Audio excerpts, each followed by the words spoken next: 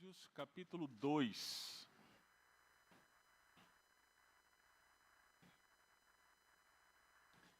Antes de lermos o verso 1 até o verso 10, eu gostaria de fazer uma pergunta para você. Qual é a sua condição diante de Deus? Qual é a sua condição diante de Deus?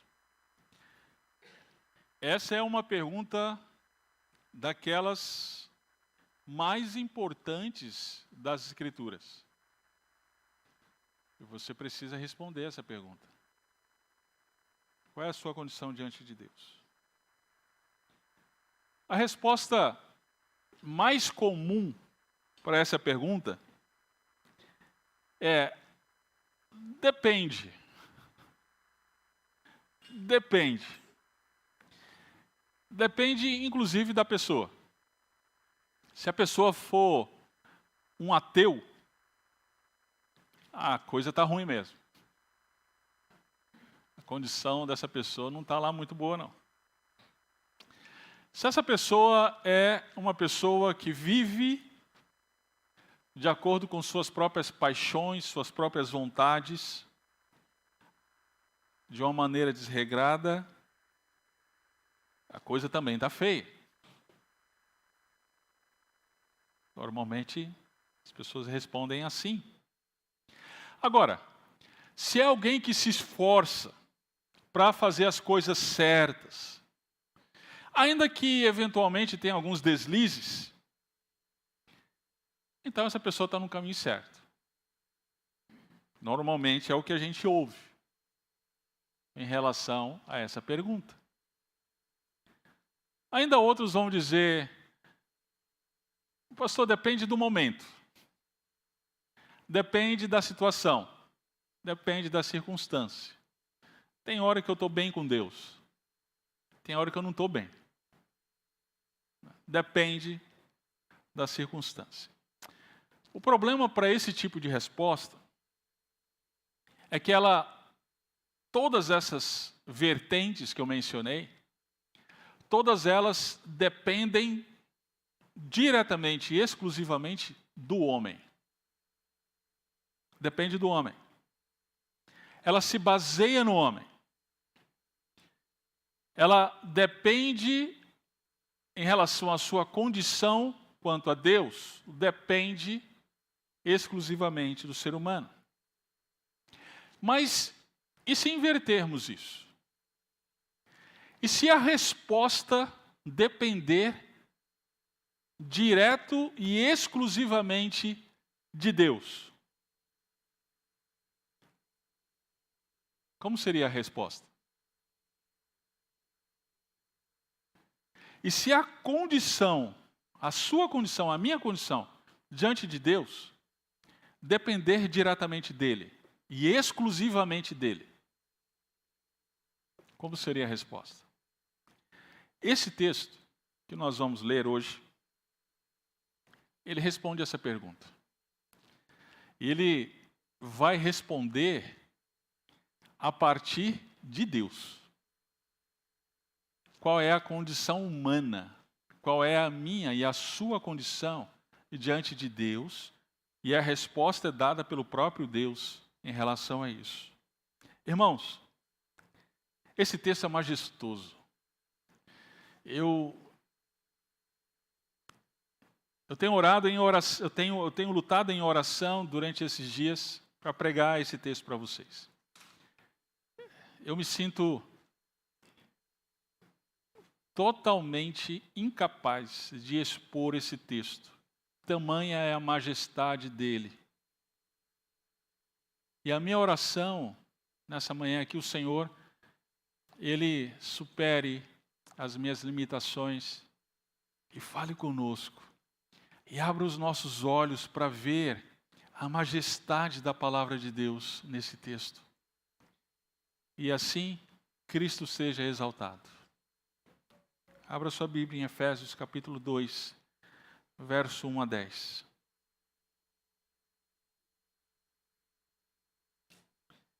Estando vós mortos nas vossas transgressões e pecados, nos quais andastes no passado no caminho deste mundo, segundo o príncipe do poderio do ar, do espírito que agora age nos filhos da desobediência, entre os quais todos nós também antes andávamos, seguindo os desejos carnais, fazendo a vontade da carne e da mente, e éramos por natureza filhos da ira, assim como os demais.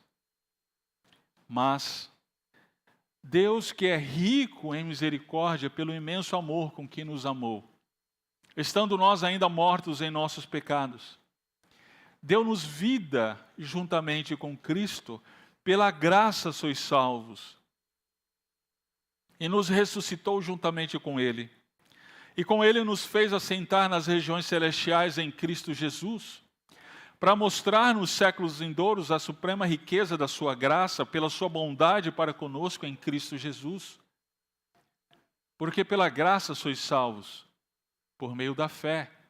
E isto não vem de vós, é dom de Deus. Não vem das obras, para que ninguém se orgulhe.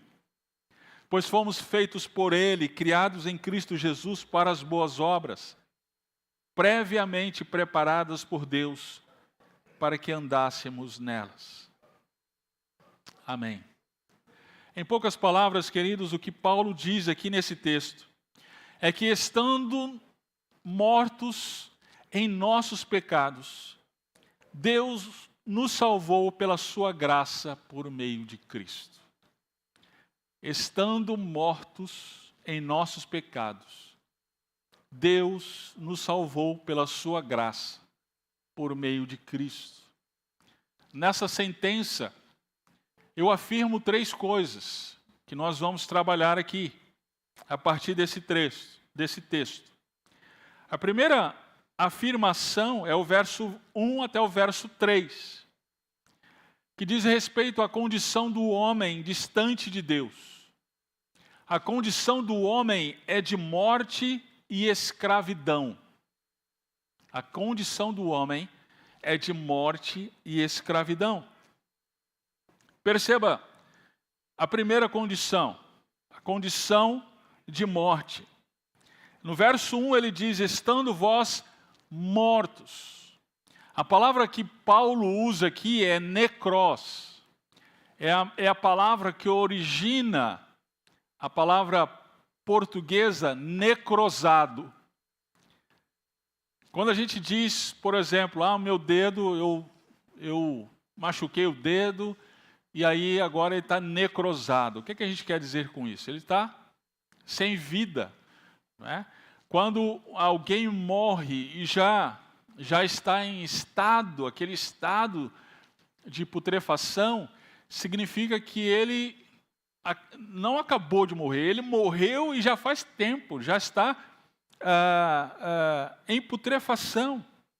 É exatamente esse estado que Paulo diz que nós estamos. E essa morte, ela veio por conta do pecado. Quando Paulo ele escreve Efésios, ele está com Gênesis aberto. Lembre-se bem disso. E Gênesis 2, capítulo 2, versos 16 e 17, Deus diz para Adão, você pode comer livremente de qualquer árvore do jardim, mas não comerás da árvore do conhecimento do bem e do mal, porque no dia em que dela comeres, com certeza morrerás. A morte que Deus disse para Adão que viria por conta do pecado, de fato veio. E nós compartilhamos dessa morte com Adão. Por quê? Porque nós pecamos em Adão. Cada um de nós estava com Adão, porque nós somos seres humanos, como ele, a solidariedade da raça, como diriam alguns teólogos. Nós compartilhamos dessas transgressões. Então essa morte é, antes de mais nada, uma morte espiritual, que é a plena incapacidade do homem de relacionar-se com o seu Criador. É muito interessante porque havia antes do pecado um relacionamento íntimo de Adão com Deus, uma comunhão perfeita entre eles. Mas com o pecado, Gênesis 3, nós vemos, quando Deus ele vem ao cair da tarde, o que Adão faz? Se esconde. Ele já havia morrido espiritualmente. Já havia quebrado a comunhão. Essa morte é uma morte também física. Todas as vezes que nós vamos a um velório, todas as vezes que nós perdemos parentes, conhecidos, amigos, nós precisamos nos lembrar que essa morte é aquilo que Deus havia dito que iria acontecer. Mas finalmente, essa morte é a morte também eterna. Nós morremos espiritualmente, morremos fisicamente e morremos eternamente, por conta que Paulo diz aí, dos nossos delitos e pecados. Essa morte eterna é um inferno. Essa morte eterna é o estado eterno de separação em relação a Deus. Ora, se é assim, então nós não temos qualquer relação, qualquer ligação com Deus. Nós não buscamos a Deus, porque estamos mortos. Quando nós buscamos, não é o verdadeiro Deus. Nós criamos o nosso Deus a partir da necessidade que temos dele. Criamos o nosso Deus e nos ajoelhamos diante dele. E nos prostramos diante dele. Não é possível irmos até Deus porque estamos mortos. Então a condição do homem é de morte. E a condição do homem também é de escravidão. Acompanhe comigo no texto, no verso 2. Perceba que Paulo aqui ele usa uma expressão que ele repete 2 vezes. Andar. Verso 2, nos quais andastes. Essa expressão, queridos, ela denota uma vida que é expressa pelo pensar, pelo sentir e pelo agir, que é marcada por um comportamento que é determinado por uma situação em que nós estamos. E essa situação é de escravidão. Esse andar na forma de pensar, sentir e agir, marca o nosso estado de escravidão. Escravidão em relação a quê? O texto vai dizer, verso 2. Vocês andavam no passado, no caminho deste mundo. Que mundo Paulo está se referindo aqui? É o sistema pecaminoso que escraviza as pessoas. Depois ele vai dizer, segundo o príncipe do poderio do ar. Do que ele está falando aqui? Satanás, a antiga serpente. Depois no verso 3 ele diz, entre os quais todos nós também antes andávamos seguindo os desejos da carne. Que carne ele está mencionando aqui? É a nossa tendência pecaminosa. Ou seja, o ser humano é escravo do mundo, do diabo e da carne. Sendo assim, olha o verso 2. Nós somos filhos. Tem gente que fala assim, todo mundo é filho de Deus. Não. Não. Se você falar que é filho de Deus em termos de ser criatura, tudo bem. Mas em termos de relação especial de paternidade, não. O ser humano, ele é filho, mas filho de outro. O que Paulo está dizendo aqui? Não sou eu, não. Olha o verso 2. Final do verso 2. Filhos da desobediência. Ora, lembra que eu mencionei que Paulo está com Gênesis aberto. Ele não fala aqui filhos desobedientes. Preste muita atenção. Ele está usando aqui o artigo definido. Filhos da desobediência. Que desobediência ele está mencionando? Gênesis 3. Nós somos o produto, o resultado daquela primeira desobediência. Nós somos filhos dessa desobediência. Verso 3 ainda diz, filhos da ira. Veja que ele não diz filhos irados. Ele diz filhos da ira. Que ira é essa? É a ira de Deus que foi derramada por conta da desobediência. Nós somos filhos dessa ira. Então essa é a condição do homem. A condição de morte e a condição de escravidão. E aí tem gente que fala assim, eu sou livre, eu faço o que eu quiser. Eu faço o que dá na telha. Bobinho. Além de escravo é iludido. Além de escravo é cego. O pecado ele faz isso. Ele nos escraviza e ele ainda nos cega para a condição que nós estamos. É bem interessante. Já assistiu o filme Matrix? O filme Matrix ele ilustra bem isso, né? O filme Matrix ele mostra uma realidade bem interessante. Matrix é um sistema inteligente e artificial que manipula a mente das pessoas. E manipula de tal maneira que as pessoas fazem o que esse sistema quer e vivem uma ilusão criada por esse sistema. Queridos, nós estamos assim.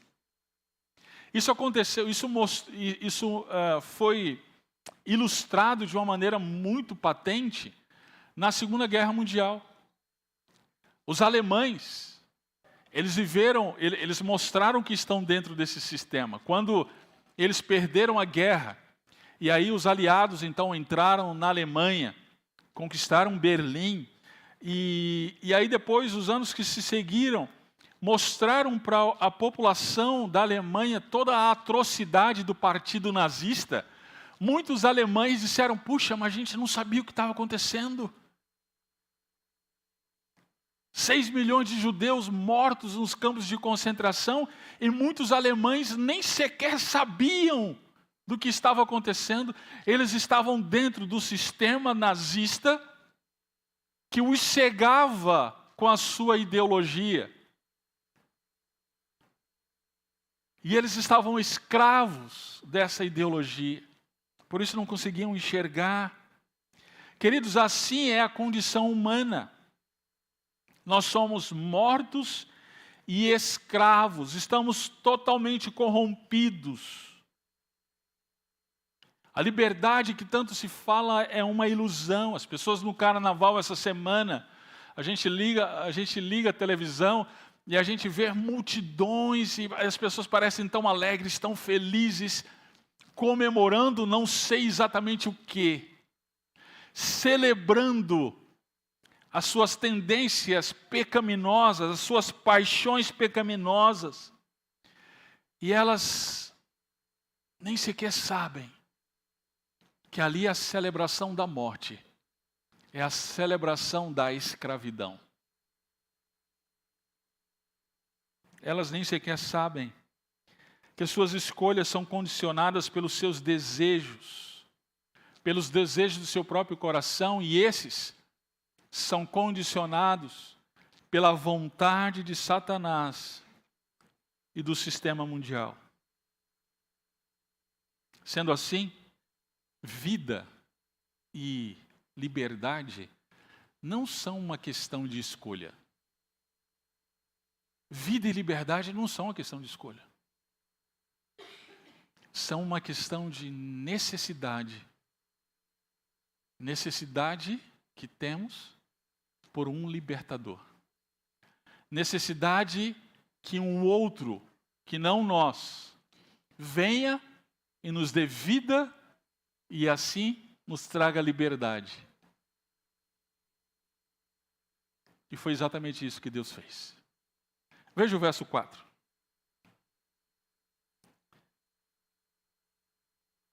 Do verso 4 até o verso 7, nós vamos ver que Deus nos salvou pela sua graça, por meio de Cristo. Perceba que no verso 1, o verso 4, começa com uma conjunção adversativa, mas essa é uma daquelas conjunções que a gente precisava dar um glória a Deus, gente, bem forte. Né? Paulo vem falando aqui da nossa condição de morte, da nossa condição de escravidão.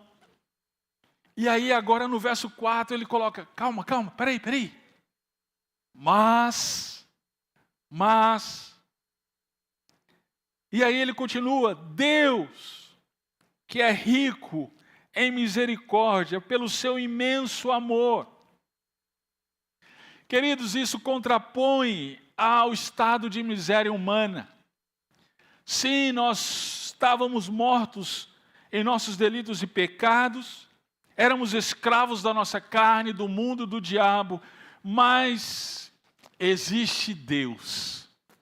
E esse Deus, Ele é rico em misericórdia. E por causa do seu amor, a nossa condição foi mudada. A nossa condição foi transformada. Perceba a salvação, perceba desde já, a salvação é um ato totalmente de Deus, baseado exclusivamente em sua misericórdia e em seu amor. Veja que Paulo aqui, ele não diz, vocês estavam mortos em seus delitos e pecados, os quais andavam outrora nos seus, seguindo a vontade da carne, do mundo e do diabo. Mas vocês se despertaram para a condição de vocês, e aí vocês foram atrás de Deus. E aí, buscando Deus, Deus lembrou-se de você e te deu vida. É isso que Paulo está dizendo? É isso que muita gente está pregando hoje. E isso é mentira.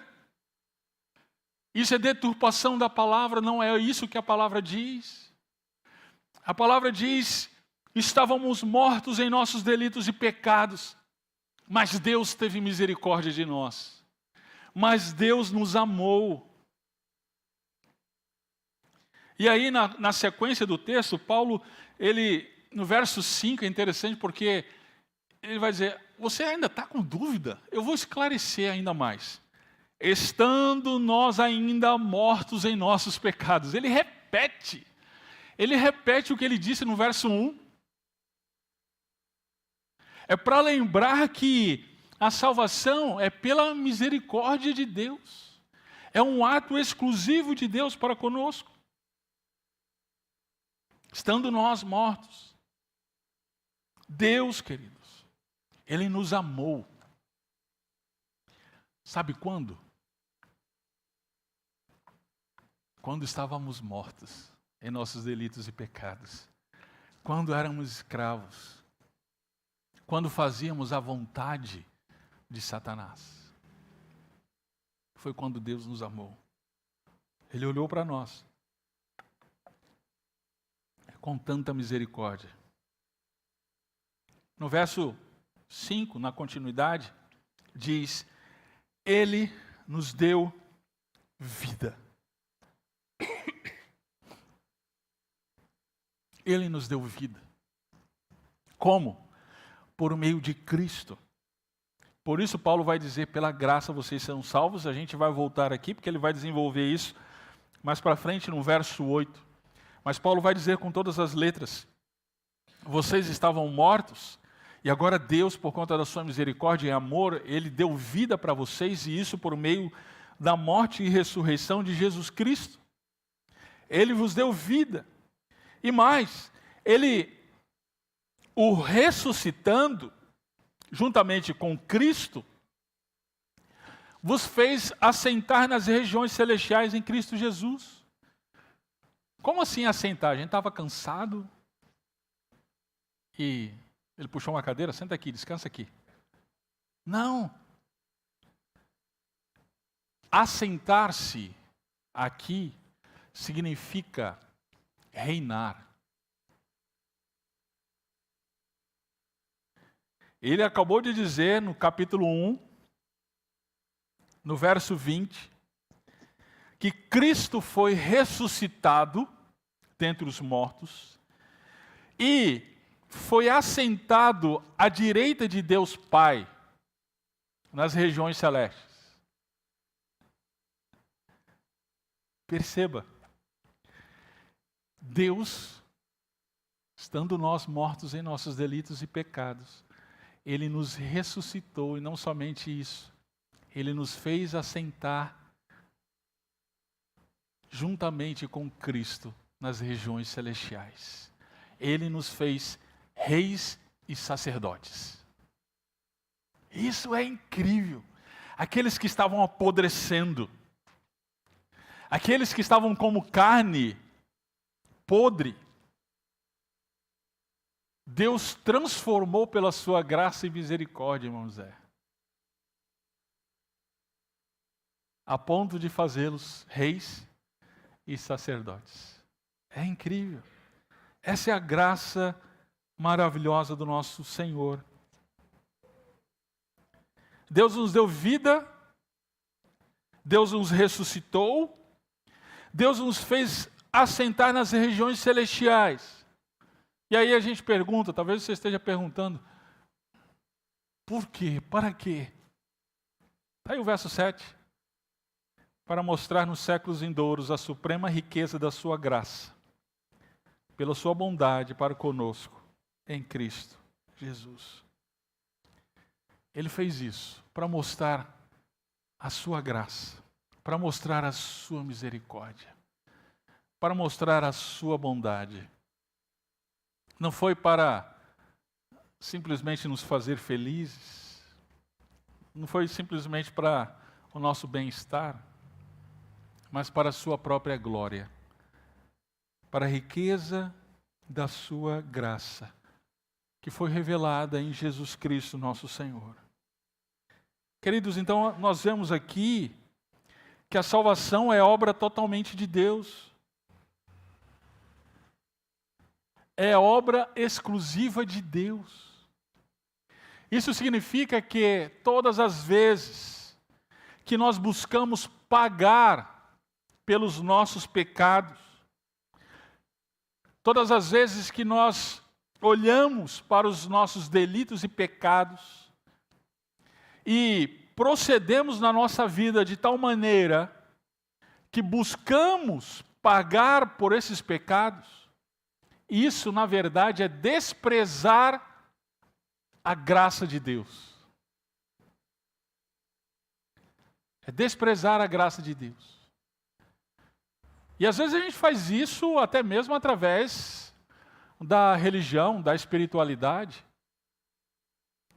Nós pecamos e aí a gente vai muito na igreja. O que tem na nossa cabeça, por detrás disso? Eu vou pagar pelo que eu fiz. Nós pecamos e começamos a atravessar com idosos na rua. Nós pecamos e começamos a dar cesta básica. Na verdade, isso é desprezo em relação a Deus. Isso não é fé. Isso é desprezo em relação à graça de Deus. Querido, fuja de igrejas, fuja de pregadores que ensinam que um homem tem que fazer por onde ser salvo, que o homem precisa merecer a salvação. Fuja desses lugares e dessas pessoas. Porque jamais, diante dessa situação que Paulo está dizendo aqui que nós estávamos, jamais poderíamos buscar a Deus. Jamais poderíamos chegar a Deus. Jamais poderíamos conquistar a nossa salvação. Jamais. É por isso então que Paulo, no texto seguinte, no verso 8 até o verso 10, ele vai afirmar com todas as letras que a salvação é pela graça e não pelas obras. A salvação é pela graça e não pelas obras. Se ainda resta alguma dúvida, Paulo vai esclarecer nesses versículos, em que vai dizer diretamente: pela graça vocês são salvos, por meio da fé, e isso não vem de vós, é dom de Deus. E aqui a gente precisa esclarecer uma coisa. A teologia católica, que infelizmente influenciou muitas igrejas evangélicas, vai dizer que a salvação é uma obra conjunta de Deus e do homem. Isso é heresia. Eles dizem que a parte de Deus é a graça. A parte do homem é a fé. Deus dá a sua graça e o homem vem com a sua fé. Então, o homem, em sinergia, ele coopera com Deus para a salvação. Essa é a teologia católica. E que muitas igrejas evangélicas foram influenciadas. É isso que Paulo está dizendo aqui? Não. Não. O que Paulo está dizendo aqui é que Deus derrama da sua graça e nós precisamos crer em Cristo para a salvação. Só que essa fé vem da onde? Essa fé não é inata. Nós não nascemos com essa fé. Nós nascemos com uma fé natural que Deus nos deu, em que nós podemos olhar para a criação e ver Deus existe. Mas Paulo disse lá em Romanos capítulo 1 que até mesmo isso nós não fazemos. Nós trocamos a glória do Deus Criador pela criatura e chamamos a criatura de Deus. Até mesmo essa fé, ela foi corrompida com o nosso pecado. Essa fé é um dom de Deus. A fé para a salvação é dom de Deus. É Deus que dá. É exatamente isso que Paulo afirma aqui com o pronome demonstrativo.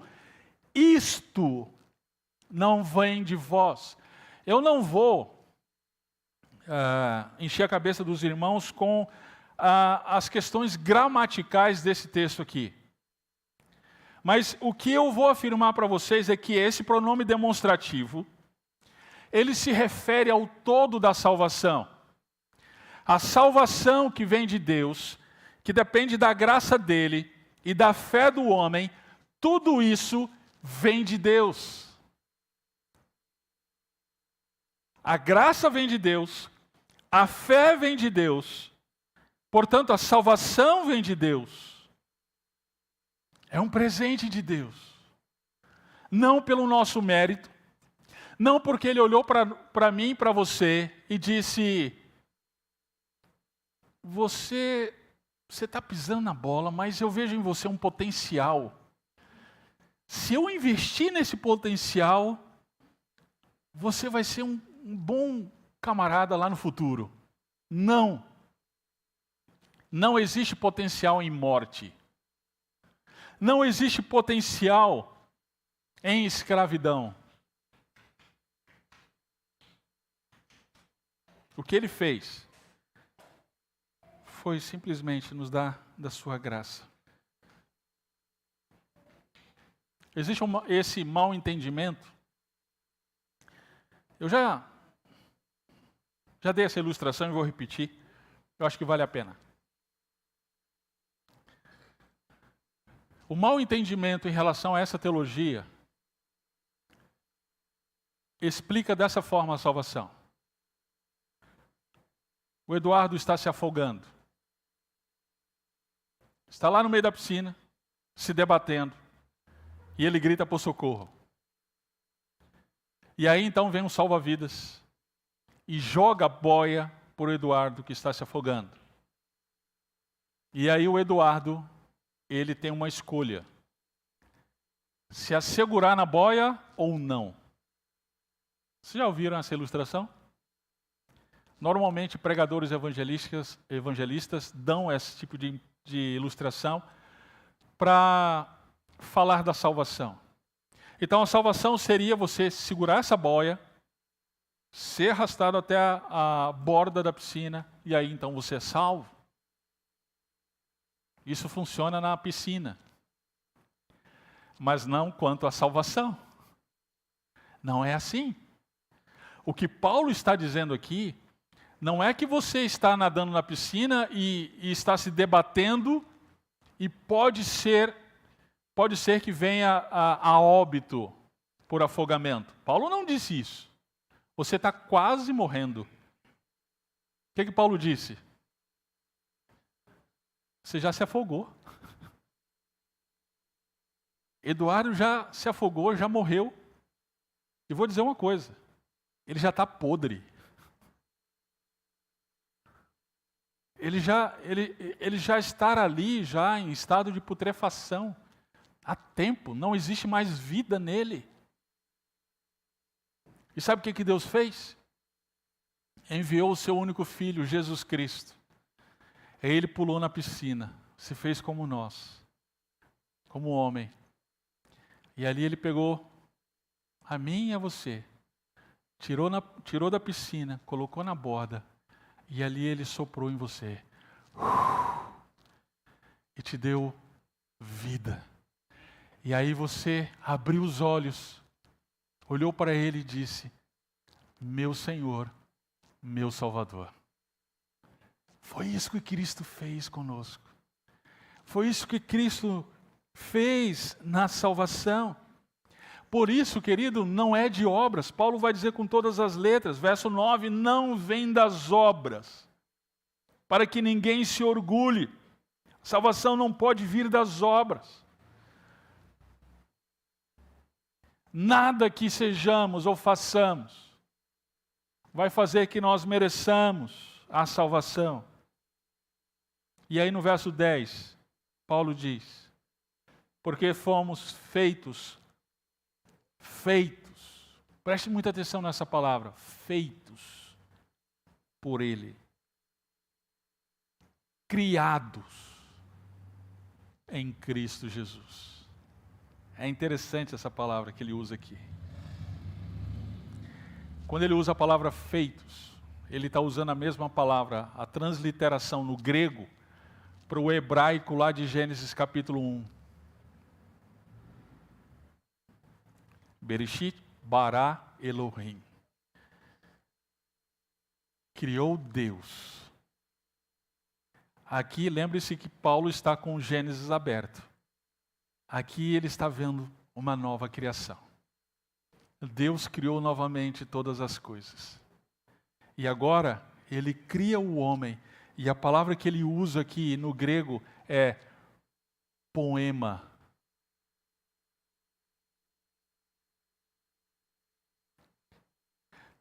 Isso é incrível. De mortos, apodrecidos, para poema de Deus. E sabe quem fez isso? A graça de nosso Deus, revelada em Cristo Jesus. E agora, sendo poema de Deus, nós andamos em boas obras. Lembra da palavra andamos? Nós andávamos conforme o mundo. Andávamos de acordo com o diabo e a carne. Agora, sendo poema de Deus, nós andamos de acordo com as boas obras que o Senhor criou para nós. Não inverta a ordem, porque senão você vai ter confusão. Eu vou praticar as boas obras e assim o Senhor, eu vou chamar a atenção de Deus e Ele vai me salvar. Não. enquanto estamos mortos e escravos, mesmo as nossas obras, as boas obras, são trapo de imundície para Deus. Fedem. Mas uma vez vivos, ressurretos, assentados nas regiões celestiais, e feitos poema de Deus, agora nós andamos nas boas obras que o Senhor preparou para que nós andássemos. Antes, éramos rebeldes. Agora, somos filhos obedientes. Antes, não amávamos a nossa família. Agora, estamos dispostos a dar a nossa vida por ela. Antes, mentíamos para o nosso marido. Agora, dizemos a verdade para ele. Antes, éramos corruptos em nossos negócios.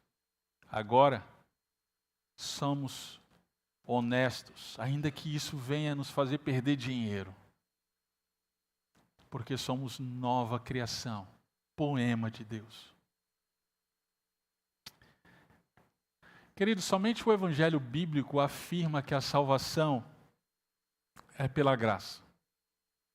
Todas as religiões dizem o contrário. Todas. O catolicismo vai dizer que você precisa fazer por onde merecer. O espiritismo vai dizer que sem caridade não há salvação. Isso é salvação pelas obras. O islamismo vai dizer para você rezar não sei quantas vezes no dia, para você dar esmolas, para você fazer isso ou aquilo. Todas as religiões vão apontar que o caminho é você mesmo. Somente a palavra de Deus, que é a revelação de Deus, diz para a gente: o caminho não é você mesmo. O caminho é a providência do próprio Deus para nós, Jesus Cristo. É somente a graça. É somente a graça. As obras, pastor, e aí, o que a gente faz com elas? Exatamente o que Paulo está dizendo. Elas não servem para nos salvar. Elas servem para a glória de Deus. Para mostrar a glória, a graça de Deus, de ter transformado pecadores como nós. Nós andamos em obras, não para sermos salvos, mas porque já fomos salvos. Porque Deus já fez a sua obra em nós. Porque Ele já nos transformou. Estando mortos, Deus nos salvou pela sua graça, por meio de Cristo Jesus. Vive em gratidão, querido. Vive em gratidão por esse Evangelho, o Evangelho verdadeiro, o Evangelho da graça. Viva dando glória a Deus por aquilo que Ele fez na sua vida. E viva demonstrando isso nas suas relações. Quando nós não expressamos graça para com o nosso marido, com a esposa, com os filhos, com os irmãos da igreja, quando nós não expressamos misericórdia para com os erros dos outros, nós estamos dizendo: eu não entendo isso, eu não recebi isso, eu não sei o que é isso.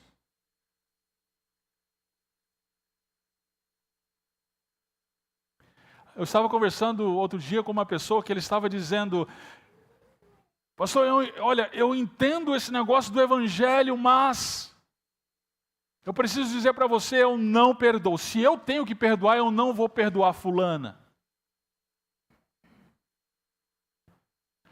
Nós não perdoamos, porque não recebemos. A gente não pode dar o que a gente não tem.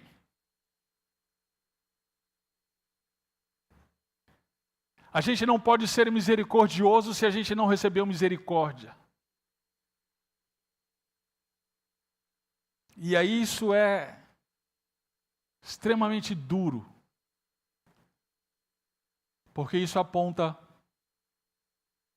para o fato de que talvez não tenhamos sido transformados e feitos nova criatura. Se você não exerce graça e misericórdia nos seus relacionamentos, é porque você ainda não entendeu o Evangelho.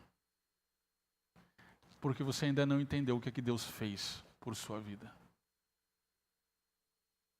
Eu quero te encorajar nessa manhã a viver em louvor e gratidão por aquilo que Deus te fez. Pecador, o Senhor te transformou para poema dele. E pedir por misericórdia.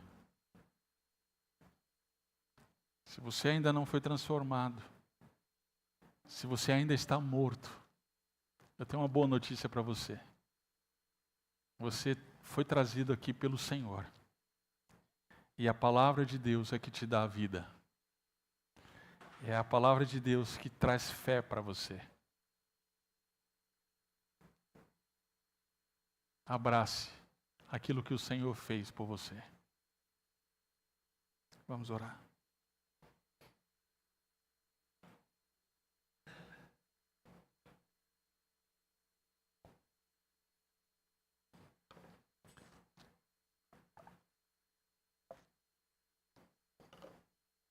Senhor, graças te damos. Graças te damos, Senhor. Louvado seja o Senhor por tua majestosa graça, que em Cristo Jesus nos alcançou, nos redimiu, nos perdoou e nos transformou. Nos transformou sendo pecadores. O Senhor nos fez homens e mulheres de Deus, reis e sacerdotes, poema de Deus. Muito obrigado, Pai.